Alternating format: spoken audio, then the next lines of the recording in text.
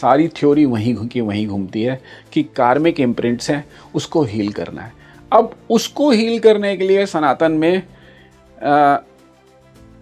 Method जो दिया है ना, उसको फॉलो करना इज़ वेरी डिफ़िकल्ट आज के युग में। पहले तो करते थे लोग।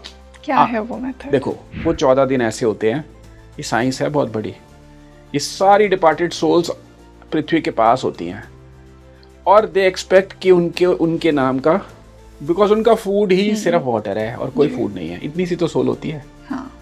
उसको पानी चाहिए, तिल और पानी, साउथ डायरेक्शन में एंसेस्टर्स का प्लेस। वो वो इंतज़ार करते हैं रोज़ हमारे से कि ये कोई ना कोई हमें पानी देगा, तर्पण देगा। और जब नहीं मिलता है ना, तो वो फिर लौटते हैं, बिकॉज लौटना तो पड़ेगा। अब वो एनर्जी कर्स करती है।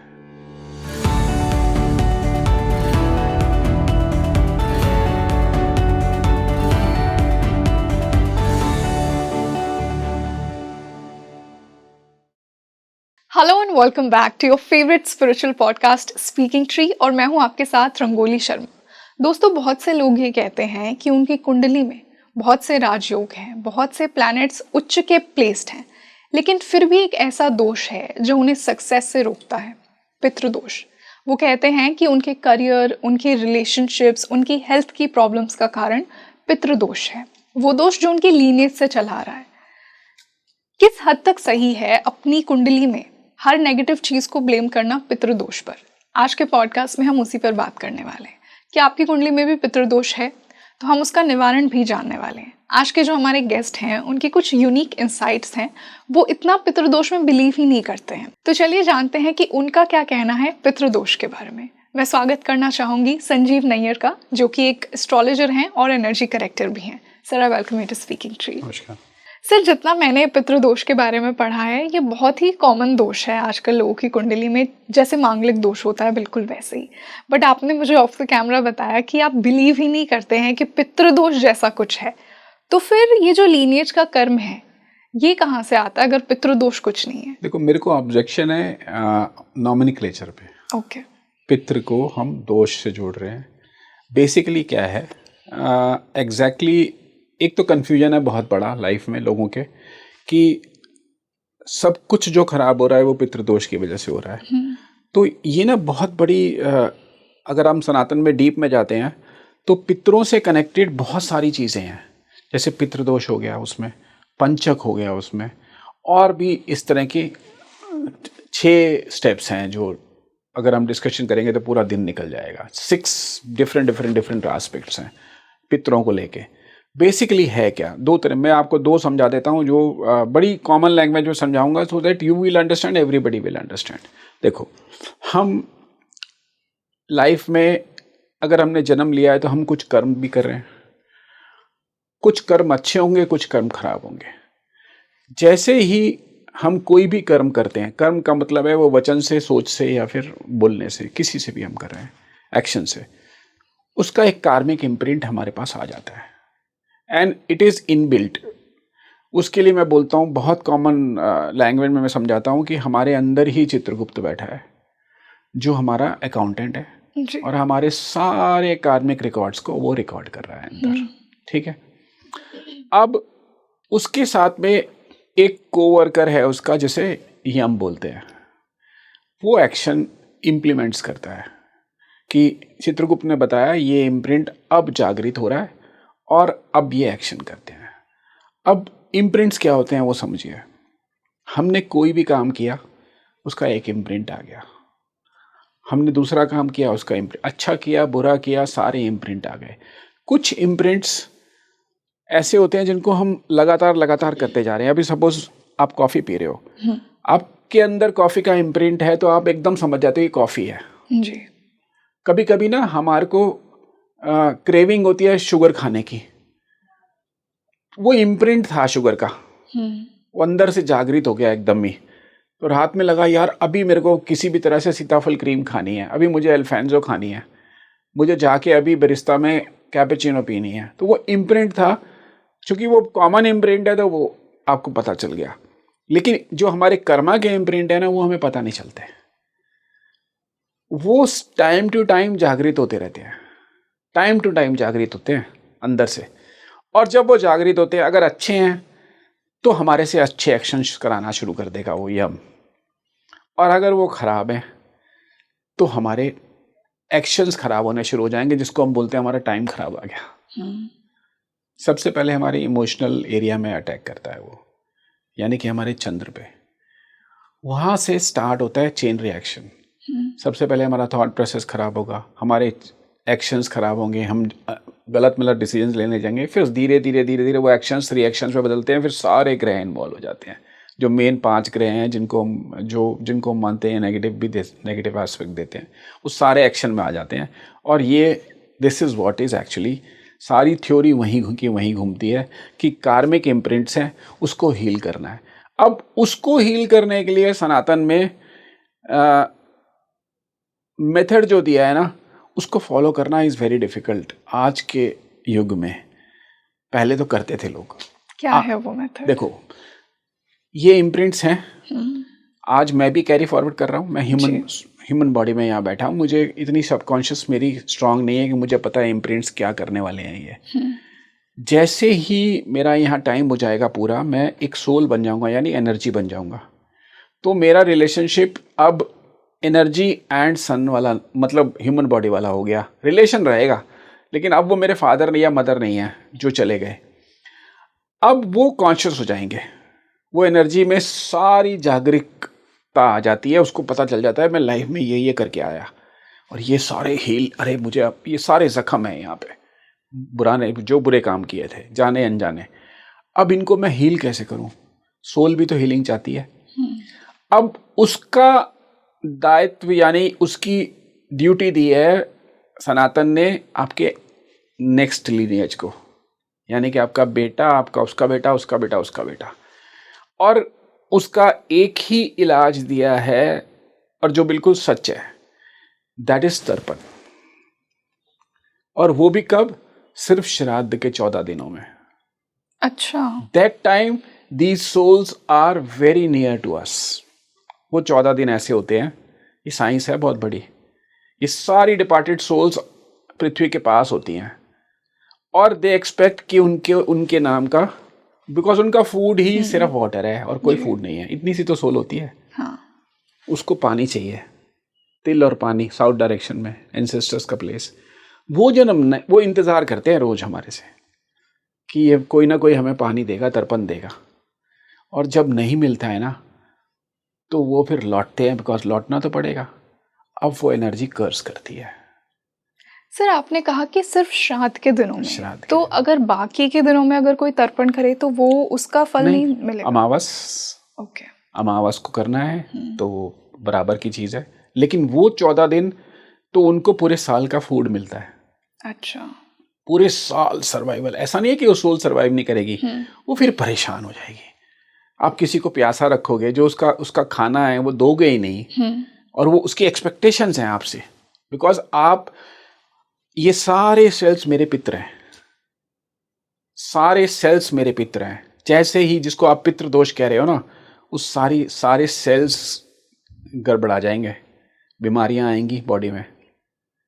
इस सारे मेरे क्रोमोसोम्स, मेरे जेनेटिक्स आर माय पितृ, सारे मेरी जितनी लीनेज है पीछे, वो सारे मेरे शरीर में जब मौजूद हैं।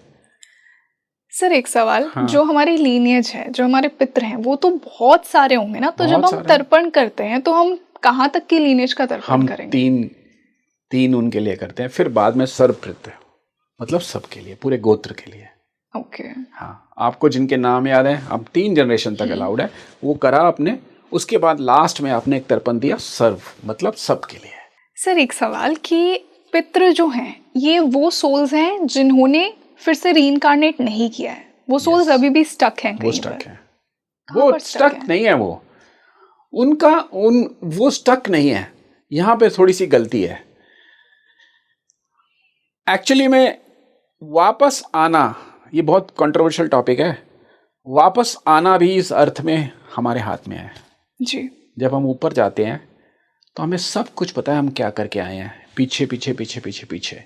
अगर अच्छे करके आए हैं तो हम एक्सपेक्ट भी करेंगे कि कुछ अच्छा करें, और बुरे करके आए हैं तो एक्सपेक्ट करेंगे कि इसको ख़त्म करें किसी तरह से, क्योंकि तब तक कॉन्शियसनेस आ गई है। एक अंधा पैदा होता है, वो अपनी मर्जी से आया है, ब्लाइंड हो गया है। वो उसको बोल के आया है, आप भगवान बोलो उसको या उसको जो मर्जी बोलो कि I have to burn my karmas now, so make me blind. लेकिन यहां पे भी कैच है बहुत बड़ा, याद रहता है 9th मंथ तक। जैसे ही बाहर आता है, कॉर्ड कट होती है, ईश्वर गायब हो जाता है। वो फर्स्ट क्राई होती है, अभी तक तो था, साथ में चला गया। वहां माया आ जाती है। माया जब आ जाती है तो सब भुला देती है जी।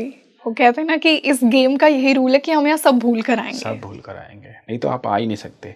जो नहीं भूलते हैं वही हायर सेंस वाले सो, मतलब ऐसी टेक्निक्स हैं जिनको आप करो अध्यात्म की तरफ, सनातन की तरफ, तो आपको आपका सोल पर्पस याद रहेगा। आपको पता है मैं क्या करने आया हूँ यहाँ पे। धीरे धीरे आपको सब कुछ पता चल जाएगा। इनफैक्ट ज्योतिष में भी ऐसी टेक्निक्स हैं जिसमें आप प्रारब्ध देख सकते हैं। आपने क्या क्या ऐसी चीज़ है जो मिसिंग है मेरी लाइफ में और इसकी वजह से मेरे साथ ये हो रहा है। पिन पॉइंट बता सकता हूँ मैं, पिन पॉइंट कि ये मिसिंग है लाइफ में, ये कर लो भैया। सर, एक बहुत ही जेन्युइन सवाल है मेरा, एंड आई एम श्योर कि हमारी ऑडियंस का भी होगा। आपने कहा कि सनातन ने एक ये बहुत प्यारा रूल बनाया है कि जो कुछ सोल्स का कर्म रह गया वो उनकी आने वाली लीनिएज पूरा करेगी। उसी को हम कार्मिक इम्प्रिंट या पितृदोष का नाम दे रहे हैं।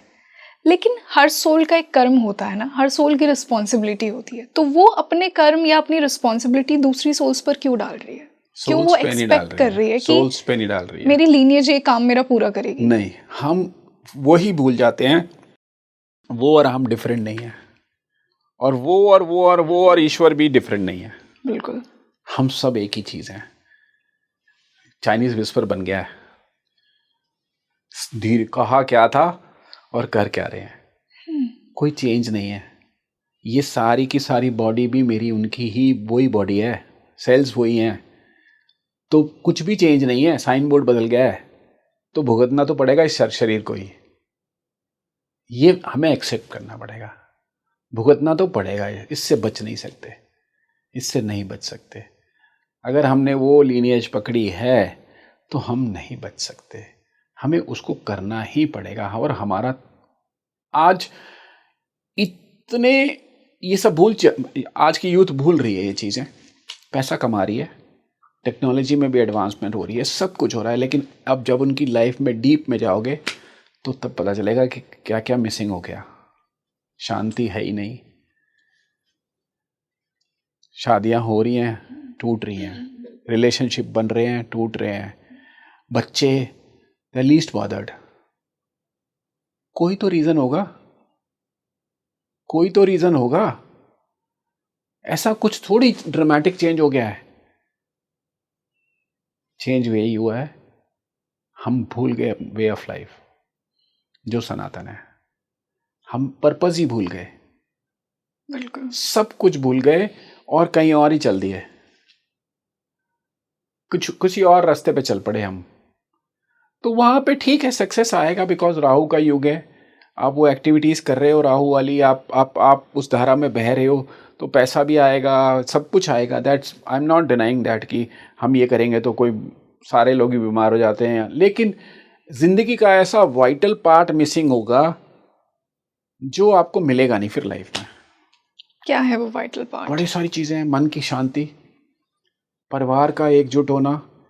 आप देखो किन्हीं कैसी ऐसे परिवार हैं जिनमें शादियां टूटती जाती हैं, डिवोर्सेस होते जाते हैं, बच्चों की शादियां नहीं होती।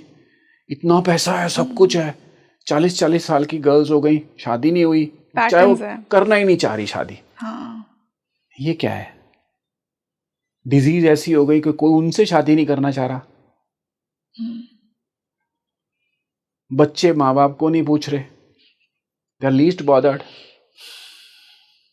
बॉदर्ड, तकलीफ में है माँ बाप। एक फोन कॉल कनाडा से बस वो कर लेते हैं या फिर कुछ डॉलर्स भेज देते हैं। क्या है ये? ध्यान से समझे ना कोई, ये क्या है? ये वही सब है, लेकिन उसमें ना एक और कैच है। देखो, ये पितृदोष एक अलग चीज हो गई, इसमें एक और बड़ा दोष है, वो हमारे नक्षत्र काम करते हैं वहां पे। 5 नक्षत्र हैं जिनको पंचक बोलते हैं। उसमें किसी की बर्थ होती है या किसी की डेथ होती है तो बड़ा इंपॉर्टेंट है। कौन से हो नक्शा? अगर वो बर्थ हो गया पंचक में तो आप समझ लीजिए बहुत ऑस्पिशियस है। और अगर पंचक लगी हुई है और डेथ हो गई तो वो समझ लीजिए फिर आपको, अगर आपने उसका प्रॉपर तरीके से सनातन के तरीके से उसका उपचार नहीं किया तो आगे वाली जनरेशन्स को बहुत परेशान करेगा। अब ये यहाँ पे भी कंट्रोवर्सी हो जाती है कि ये क्या झूठ फैला रहे हैं या क्या, लेकिन मैं कह रहा हूँ 1000 सैंपल साइज निकालो आप पंचक में जिनकी डेथ हुई है, उनकी फैमिली से पूछो कि आगे क्या हुआ। ये ज़रूरी नहीं है कि हर कोई मर जाएगा। कई लोग बोलते हैं ना काफ़ी डेथ्स हो जाती हैं, या तो अकाल मृत्यु होगी या फिर धन का अभाव हो जाएगा, बच्चों की शादियां रुक जाएंगी, वंश वृद्धि रुक जाएगी, या घरों के वास्तु दोष आ जाएंगे, सो कॉल्ड वास्तु दोष आ जाएंगे, बैड एनर्जीज आ जाएंगी। ये है, ये अलग चीज़ है, ये पंचक है। इसमें ना शिव महापुराण बहुत बड़ा रोल प्ले करती है। शिव महापुराण में काफ़ी चीज़ों का सलूशन दिया गया है और काफ़ी चीज़ें बताई गई हैं। तो वहाँ पे शिव जी ने कहा है कि आयुष पूजा, किसी के घर में भी हम आपको भी नहीं पता चलेगा पीछे किसी की डेथ हुई थी पंचक में, कैसे पता चलेगा, कोई रिकॉर्ड थोड़ी रखते हैं हम। तो किसी न सबके घरों में कभी ना कभी हुई होगी। तो अगर हम आज से थोड़े साल पहले जाते हैं तो तब हमारे बुजुर्ग अपनी लाइफ में एक बारी त्र्यंबकेश्वर या सोमनाथ जरूर जाते थे। That was the purpose. Somnath या त्र्यंबकेश्वर में जाके आयुष पूजा होती थी जो अपने आपके पूरे गोत्र को शांति करती थी। किसी की भी पंचक में डेथ हुई है तो वो सब पूरा शांति हो गई। अब वो जाना भी पॉसिबल नहीं था वहाँ पे। उस टाइम पे शिव जी ने ये सोच लिया था कि एक ऐसा भी युग आएगा शायद नहीं लोग जा पाएंगे मेरे इन स्थानों पे, जो भी उस टाइम तो नहीं था त्र्यंबकेश्वर किसी और रूप में होगा, या विजुलाइज किया होगा उन्होंने कि मेरे ऐसे स्थान बनेंगे। ये भी एक बहुत बड़ी साइंस है। अगर आप उनको अगर आप मैप में डाल के देखेंगे तो एक मतलब अमेजिंग चीज़ है वो, कभी और डिस्कस करेंगे उसको। तो वहाँ उन्होंने फिर पार्वती जी ने उनसे पूछा कि फिर क्या करें, तो उन्होंने बोला फिर इसका एक तरीका है कि किसी पवित्र नदी में आपको एक मंत्र दिया उन्होंने, शिव का ही है वो मंत्र, ओम नमो भगवते सदा सहाय। एक पैर पे खड़े होके आपको 108 बारी मंत्र का जाप करना है और वहाँ से फिर आपको उसको डेली रूटीन में लेके आना है, डेली करना है। अपने घर जाके भी मंदिर में करिए, घर में करिए, जहाँ मर्जी करिए। तो पार्वती जी ने फिर एकदम एक और क्वेश्चन पूछा कि अगर कोई टांग पे नहीं खड़ा हो सकता, then he give another way कि आप हाथ ऐसे पीछे करके and then you recite this mantra. तो ये एक और उपचार है पंचक का।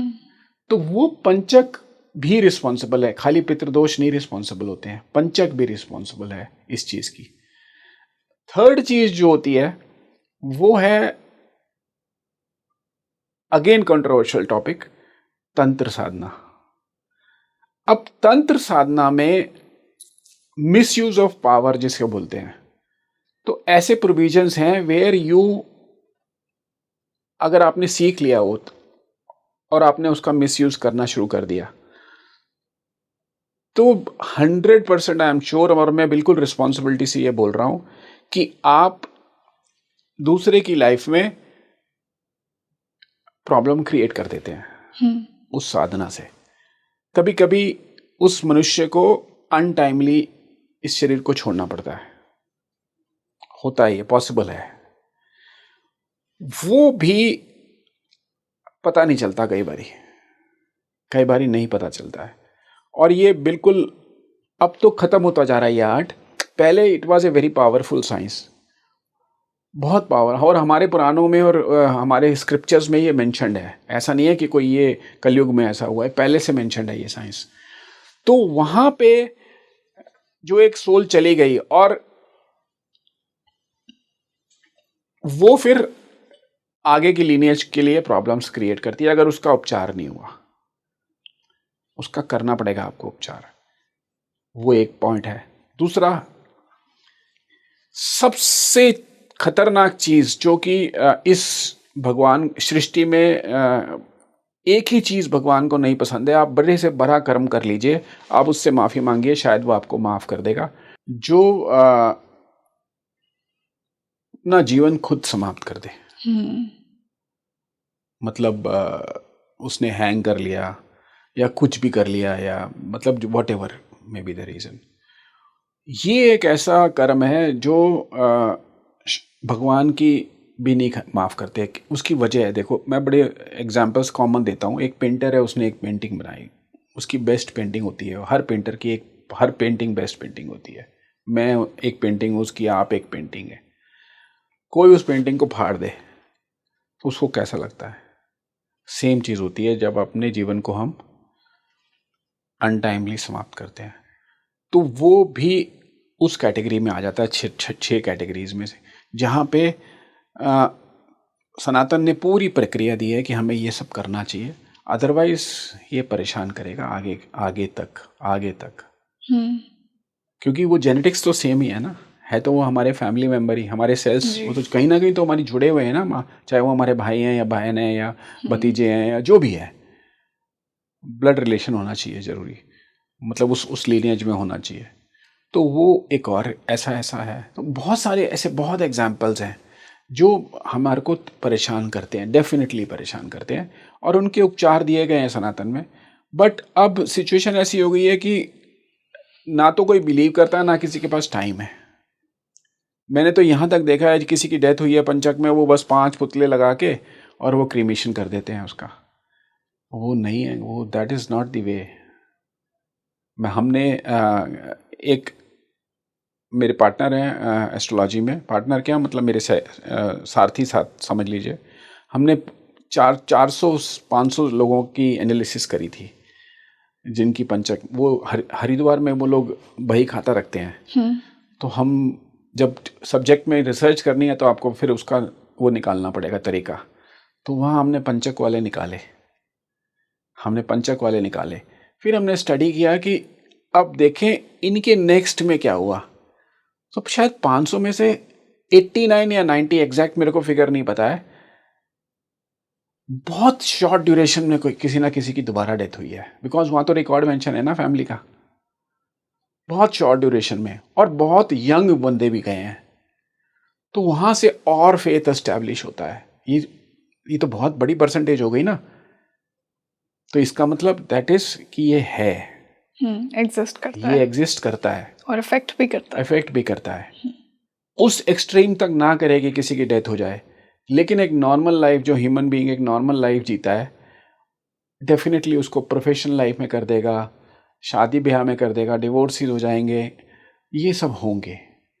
पितृदोष को आप देख सकते हैं पत्री से, प्रारब्ध से, लेकिन ये जो बाकी की चीज़ें मैंने जो बताई हैं ना, इनको देख पाना बड़ा मुश्किल है।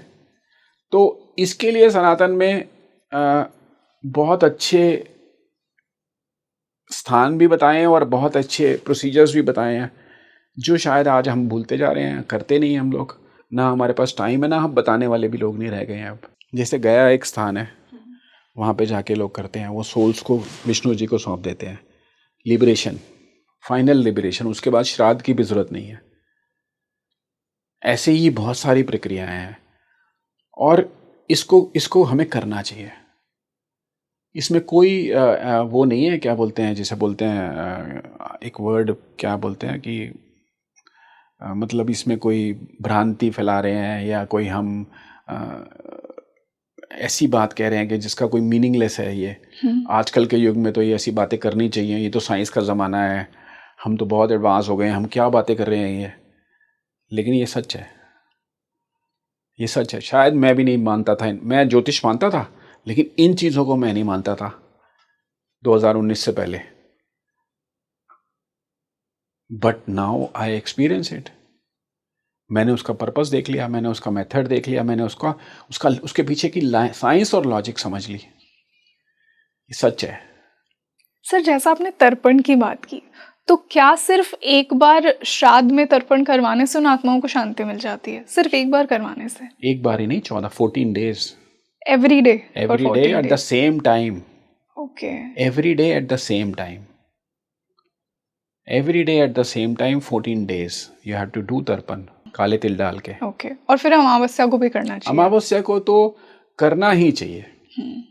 अमावस्या को तो इनफैक्ट आपको नीडी लोगों को खाना भी खिलाना चाहिए और ये सब करना चाहिए। अब यहाँ पे ना एक थोड़ा सा वो आ जाता है, कई क्वेश्चन करते हैं मेरे को लोग कि क्या ये खाना वहाँ पहुँच रहा है? पानी तो मैं मानता हूँ पहुँच रहा है, क्या ये खाना वहाँ पहुँच रहा है? क्या ये चप्पल वहाँ पहुँच रही है? क्या ये छतरी वहाँ पहुँच रही है? क्या ये बिस्तर वहाँ पहुँच रहे हैं? इसके पीछे भी सनातन में बहुत बड़ी चीज़ दे रखी है। वी हैव, अंदर हमारे चंद्रमा है, हमारे इमोशंस हैं। जब तक हमारी अंदर से कन्विक्शन नहीं आएगी, हमारा मन उस स्थिति पे नहीं आएगा, हमारा किया हुआ ये कृत्य भी नहीं सफल होगा। तो हम जब देते हैं ना किसी को, तो हमें अंदर से शांति मिलती है, अंदर से शांति मिलती है। उस टाइम हमारा प्लेन, वो लेवल जो है ना, वो उस सोल के लेवल पे आ जाता है। मतलब हम एक कहते हैं ना, एक कुछ लेने के लिए एक पर्टिकुलर रिसेप्टिव भी होना पड़ता है, तब वो चीज मिलती है आपको। तो वैसे ही कुछ देने के लिए भी आपको एक पर्टिकुलर सिचुएशन चाहिए लाइफ में, पर्टिकुलर सिचुएशन चाहिए लाइफ में, कि वो स्टेट ऑफ लाइफ, मतलब वो स्टेट ऑफ आपका mental state, in fact emotional state ऐसा हो जाना चाहिए उस टाइम। तो उस टाइम जब हम वो दान कर रहे होते हैं, वो डेफिनेटली वो चप्पल और वो नहीं पहुंचने वाले वहां पे, लेकिन जब हम कर रहे हैं ना, तो एक हमारा कर्मा भी होता है एक चीज, और हमारा एक अंदर से हमारी सोल कॉन्शियसनेस भी है, वो बहुत हाई लेवल पे पहुंच जाती है। when we are giving something, we are becoming humble, हम किसी को कुछ दे रहे हैं, तो तब हमारा मेंटल स्टेट ऐसा हो जाता है कि तभी कहते हैं श्राद्ध, अब तो फॉलो नहीं करते, तब पहले कहते थे श्राद्धों में आप सात्विक रहिए, आप लहसुन प्याज मत खाइए, तामसिक चीज़ों को इसको अवॉइड कीजिए। वो किस लिए? कि आप इतना बड़ा कार्य करने जा रहे हैं, तो एटलीस्ट आपका इमोशनल लेवल, आपका मेंटल लेवल भी तो उससे मैच करे ना। घर में प्याज भी निकाल देते थे पहले नवरात्रों में, अब तो नहीं करता कोई, भू बॉदर्स। नॉनवेज तो बहुत बड़ी बात है, मैंने तो बचपन में देखा है, वो प्याज और लहसुन भी घर से नवरात्रों में चला जाता था, श्राद्ध में बाहर चला जाता था, यूज़ नहीं करते थे श्राद्ध में। उसका पर्पज़ यही था, तामसिक चीज़ों को हटाना है, अपना कॉन्शियस लेवल हाई हो जाए, क्योंकि आप सोल लेवल पे डील कर रहे हो उस time, energy to energy level पे। आपकी एनर्जी पहुंचेगी कैसे? यहाँ पे बीच में तमस आ रही है जी। तो दिस इज दी, बहुत साइंस है, ये सब लॉजिक है, हर चीज़ के पीछे लॉजिक है। नवरात्र है, घट स्थापित करते हैं, क्यों करते हैं? पॉजिटिव एनर्जी के लिए। 9 दिन आपके घर में पूरी पॉजिटिव एनर्जी रहती है। गणेश जी लेके आए, पूरी पॉजिटिव एनर्जी रहती है। ऐसे ही 13 दिन आप ये हम करते हैं, और उसके बाद आधी तो हमारी मानसिक संतुष्टि होती है कि हमने पूरा सब चीज़ प्रोसीजर पूरा किया है, तो these energies will bless us. Exactly. हमारी खुद की मैनिफेस्टेशन भी अंदर से पॉजिटिव हो जाती है। आपने बोला ना कि इनर सेटिस्फैक्शन भी हो जाता है कि यस वी डिड इट। और यस, प्लानिटरी तो है ही है। अगर आपके फादर हैं, आपकी मदर हैं, वो आपके सूर्य और चंद्र जीते जागते हैं ना, उनकी ब्लेसिंग नहीं आ रही, तो आप जितना मर्जी पानी चढ़ा लो, कुछ नहीं होने वाला। सूर्य को जल चढ़ा लो, चंद्र के उपाय कर लो, आपकी मदर से आपकी बनती नहीं है, आप जितने मर्जी चंद्र के उपाय कर लो, नहीं होंगे। ऐसे ही जब वो डिपार्टेड सोल्स हैं, वो भी आपके चंद्र और सूर्य हैं, even if they are not aware, मतलब वो नहीं है इस जिंदगी में अब, तो तब आप उनको कैसे उनकी ब्लेसिंग्स लेके आओगे? तो उसके लिए सनातन ने दिया ये मेथड, और दिन भी बना दिए ऐसे श्राद्ध वाले, जहाँ पे हम तर्पण कर रहे हैं और उनकी ब्लेसिंग सीख कर रहे हैं। सर, ये भी कहा जाता है कि सिर्फ बेटा ही तर्पण कर सकता है, क्या लड़कियां भी तर्पण कर सकती हैं अपने पितरों का? यहाँ पे मैं आपके साथ एग्री करूंगा, गलत है ये। सोल का कोई जेंडर नहीं होता, सोल का कोई जेंडर नहीं होता। किसी का बेटा ही नहीं है तो क्या करेंगे? करना चाहिए। तो फिर ये रूल कहाँ से आया कि सिर्फ बेटा करेगा? कुछ ऐसी बीच में सनातन में हमारे बीच में ऐसी कुछ चीज़ें आ गई जिन्होंने फेमिनिन ने उसको हावी होते हुए देखा अपने ऊपर, कि ये क्यों भाई क्यों? आजकल देखो वापस बेटियां भी दाह संस्कार करने लग गई हैं, क्योंकि चीज़ें वापस लौट रही हैं। बीच में एक कल्चर आया था जहाँ पे इस एनर्जी को, फेमिनिन पावर को थोड़ा सा डोमिनेट करने की कोशिश की गई थी। ऐसा नहीं है, तर्पण बेटियां कर सकती हैं, बड़े आराम से कर सकती हैं। क्या कर रहे हो आप? उनकी ब्लेसिंग्स ही तो सीख कर रहे हो, बिल्कुल। और उन्हें कुछ दे रहे हो, कुछ ले थोड़ी रहे हो उनसे। तो व्हाट इज द हार्म? गलत है ये। मैं तो हर कंसल्टेशन में बेटियों को बोलता हूँ जिनकी शादी भी हो गई है, मैं ना, दोनों का करो आप। उनके फादर का भी करो, अपने फादर का भी करो। मतलब बहू ससुर का नहीं कर सकती, किस लिए है? ये मिथ है। कौन से शास्त्र में लिखा है? एक जगह मेरे को दिखा तो दो कहीं लिखा है ऐसा। नहीं, कहीं नहीं लिखा है, कहीं नहीं लिखा है। मतलब जबरदस्ती आप प्रूव करने के लिए उसको कोई पॉइंट बना लो ऐसे, बट देर इज कहीं कहीं रेफरेंस तो होना चाहिए ना। ऐसा कहीं रेफरेंस नहीं है, कहीं पे भी नहीं है, ये फैक्ट है। तो सर, अब हमने इन कार्मिक इम्प्रिंट्स या पितृदोष को इतना समझा, डिटेल में जाना, अब हम श्योर कि हमारे ऑडियंस, स्पेशली वो लोग जिनके चार्ट में पितृदोष दिखाता है, वो उसकी रेमेडीज भी जानना चाहेंगे। देखिए, श्राद्ध का जो टाइम है वो तो एक पर्टिकुलर 14 डेज हो गए, लेकिन उसके अलावा और क्या जनरल रेमेडीज कर सकते हैं ताकि हम पितृदोष के जो हार्मफुल इफेक्ट्स आते हैं हमारी लाइफ में उनसे बच सकें? देखिए, बड़ा सिंपल है। हमें सबसे पहले मोस्ट इंपॉर्टेंट श्राद्ध के दिनों का उपयोग करना है। तर्पण देना है साउथ डायरेक्शन में। सुबह उठ के नहा धो के साफ पानी लेके घर से भरना है पानी, मतलब जो जल घर में आ रहा है नलके में, उसमें काले तिल डाले, आपने तर्पण किया, अपने पितरों को याद किया, नाम से ले लेके आपने तर्पण किया, एक एक बारी उनको जल दे दिया। ये तो एक हो गई स्थिति। दूसरा, सबसे क्लोज अगर कोई बर्ड है जो पितृदोष में अफेक्टिव है, दैट इज क्रो। क्रो, उसके पीछे बहुत लंबी कहानी है। शायद किसी क्रो की आपको उम्र भी ना पता हो, कितनी उम्र हो जाती है उसकी, जनरेशंस देखी होती हैं उसने। हाँ, जनरेशंस। आपने बहुत रेयर मरा हुआ को कौवा देखा होगा, बहुत रेयर। इतने इम्यून होते हैं, कुछ भी खा लेते हैं, उनको कुछ नहीं होता है। दे ईट नॉन वेज ऑल्सो, दे ईट डर्ट ऑल्सो, दे ईट ये इतना प्यारा खाना ऑल्सो, उन्हें कुछ नहीं फर्क पड़ता। They are blessed. Kak Bhushundi से स्टार्ट होती है ये कहानी। बहुत इंटरेस्टिंग स्टोरी है ये। They are actually rishis. Crows are rishis? Yes. Wow. लेकिन वो एक सोल पर्पस अलग हो गया यहाँ पे। अब आप सुबह उठिए, घर में चावल बॉईल करिए, उसमें 1 चम्मच, ये ग्रेव इसमें आ गए हैं। अब चावल लेने हैं, बॉईल करने हैं, उसमें 1 चम्मच हल्दी मिक्स करिए, उसमें 1 चम्मच रॉक सॉल्ट डालिए और थोड़ा सा देसी घी गाय का डालिए। उसके पिंड बनाइए 3 गोले, केले के पत्ते पे रखिए। सबसे पहले गलती लोग क्या करते हैं, ज़मीन पे रख देते हैं। वो पितरों की कई इंसल्ट है, और लग जाएगा बल्कि। यू डोंट, आप अपने घर में पितरों को कैसे खाना खिलाते हो, अपने जीते जाते पितरों को? तो आप या तो पेपर प्लेट लीजिए या केले का पत्ता लीजिए, उसके ऊपर वो रखिए, जहाँ पे कौवे होते हैं वो उसको खाएं। बेस्ट रेमेडी है ये। इसके अलावा कौवों को सबसे ज़्यादा पसंद है बेसन, बेसन की नमकीन, उनको रेगुलर फीड करिए। रेगुलर बेसन की मिठाइयाँ, मतलब बेसन का, सॉरी मिठाई कह रहा हूँ, वो नमकीन, गाठिया बोलते हैं उसको, वो उनको रेगुलरली दीजिए। एवरीडे, कभी भी कर सकते हैं। भी आप देखो, आप करके देखना। मैं आपको एक मिरेकल और गोल्डन रेमेडी बता रहा हूँ लाइफ में। आप डेली बेसिस पे ये करना शुरू कर दो।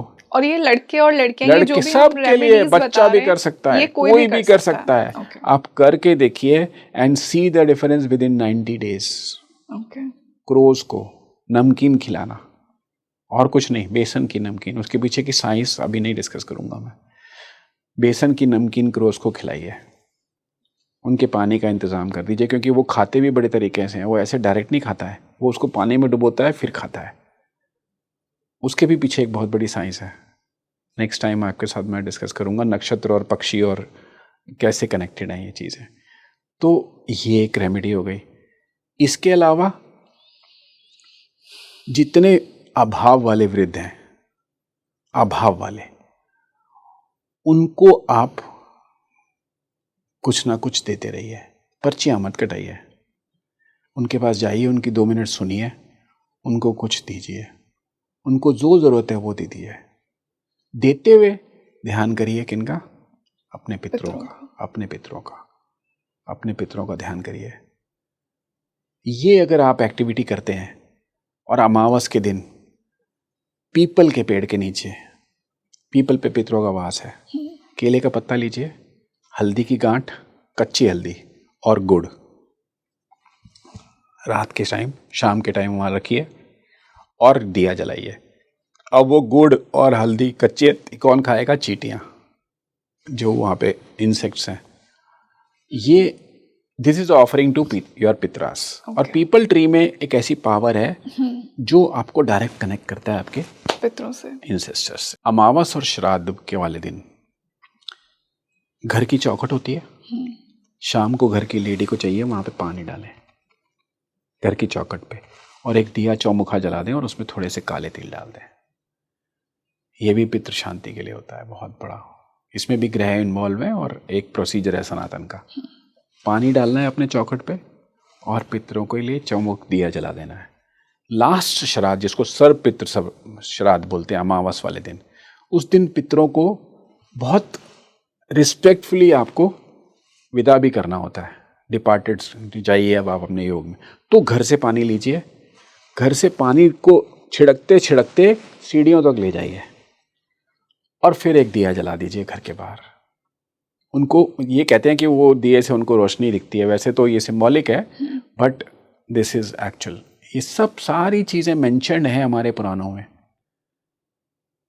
बट आज बताने वाला कोई नहीं है, करने वाला कोई नहीं है, तो ये सारी प्रॉब्लम्स आती जाती हैं लाइफ में। जब बढ़ जाती हैं तो फिर हमें रियलाइज़ होता है, फिर हम जाते हैं ज्योतिषियों के पास, फिर हम प्रारब्ध चेक कराते हैं, फिर हम बहुत चीज़ें देखते हैं, फिर पितृदोष का फोबिया बनाया जाता है। इतनी एक्सपेंसिव पूजा बताई जाती है।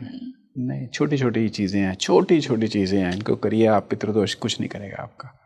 और sir what I believe is कि एट द एंड हमारा इंटेंशन मैटर करता है। जैसे आपने कहा कि जब हम किसी को कुछ ऑफर भी कर रहे हैं तो हमारा वो इंटेंशन होना चाहिए, मजबूरी नहीं होनी चाहिए। मजबूरी से अगर आपने श्राद्ध किया है ना कि यार आज श्राद्ध करना ही है, पंडित जी को बुलाओ यार, खाना खिलाओ इन्हें, फटाफट जाना है, नहीं, वहाँ पे प्रेम भावना होनी चाहिए। You should treat that person कि आपके पितृ ही आए, क्योंकि आपने उनको मीडियम बनाया है ना, ऐसे ही क्रो मीडियम बनता है, तो उसको बड़े प्यार से सर्व करना है, बहुत भावना से सर्व करना है। तो वही फिर बात आ जाती है, उन दिनों में हम सब तामसिक चीज़ें छोड़ देते थे पहले, ताकि वो हमारी मनोस्थिति भी वैसी हो जाए। हमारे जो अंदर के इमोशनल टर्मोइल्स हैं, जो अंदर इतने सारे ज्वालामुखी फट रहे हैं, वो भी थोड़े से दब जाएं उन दिनों में। तो वो सब इसलिए ही किया जाता था ये सब चीज़ें।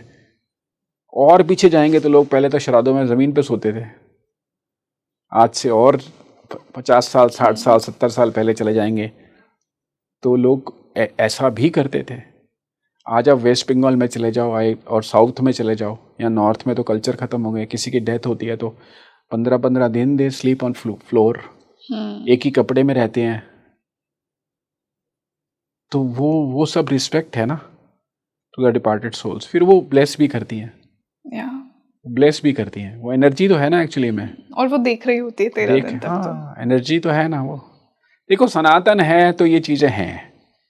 फिर आप बोल दो मैं सनातनी नहीं हूँ तो फिर कुछ भी नहीं है, फिर कुछ भी नहीं है। वेस्ट में इतना टर्मोइल क्यों है फैमिली लाइफ में?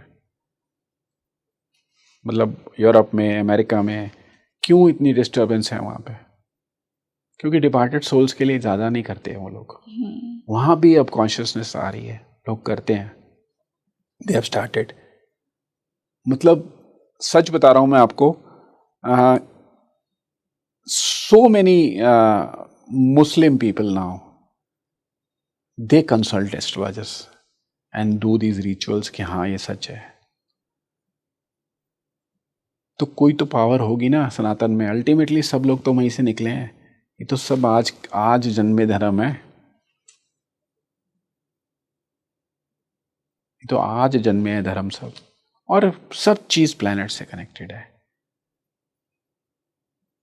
तो वो पानी भी प्लैनेट से, एक पर्टिकुलर प्लैनेट से ही कनेक्टेड है। वो काले तिल भी एक कनेक्टेड है, वो पीपल भी कनेक्टेड है। मतलब वो हर चीज़ का एक लॉजिक है। बहुत बड़ी डिस्कशन हो जाएगी अगर हम करने लगेंगे तो दिस इज व्हाट। तो सर जाते जाते आप हमारी ऑडियंस को कोई मैसेज देकर जाना चाहेंगे? देखो, अभी तक हम बात कर रहे थे एंसेस्टर्स की जो चले गए। सबसे इम्पोर्टेंट चीज़ है जो आपके साथ अभी हैं, just take care of them now, ताकि वो जब जाएं, जाना तो सबको है, कौन जाएगा पहले ही नहीं पता है, लेकिन they should bless you, absolutely they should bless you. ऐसी सिचुएशन ही ना आए ना, ऐसी सिचुएशन आए ही नहीं, तो वो when they go they should be happy, they should be उनके अंदर उनकी कार्मिक इम्प्रिंट्स में आपका नाम बहुत पॉजिटिव साइड में हो। Beautiful sir. तो फिर वो क्यों आपको परेशान करेंगे? करेंगे ही नहीं। आप किसी के साथ गलत कर नहीं रहे, आप उनको आपको दे रहे हो, आपकी एक्सपेक्टेशन कुछ है नहीं उनसे, तो वो कार्मिक इम्प्रिंट्स आ रहे हैं ना उनके साथ। जब वो जाएंगे और वो कार्मिक इम्प्रिंट्स, आप देखो कई फैमिलीज में पीढ़ी दर पीढ़ी अमीर, and this lineage is continuing, और आप चेक करना वो लोग इतने पर्टिकुलर, मारवाड़ी कम्युनिटी इतने पर्टिकुलर होते हैं अपने पूर्वजों के लिए, कहीं भी बैठे होते हैं वर्ल्ड के किसी भी पार्ट में, वो राजस्थान आते हैं अपने पूर्वजों की, वो उन्होंने वो बना रखे हैं, छतरियाँ बोलते हैं जो, और वो वहाँ आके पूरे रिचुअल्स करते हैं। और आप उनकी लीनेजेस चेक करो, प्रॉस्पर ही कर रहे हैं, नीचे नहीं आ रहे। तो कुछ तो वजह है ना, तो ये करना चाहिए हमें। बिल्कुल।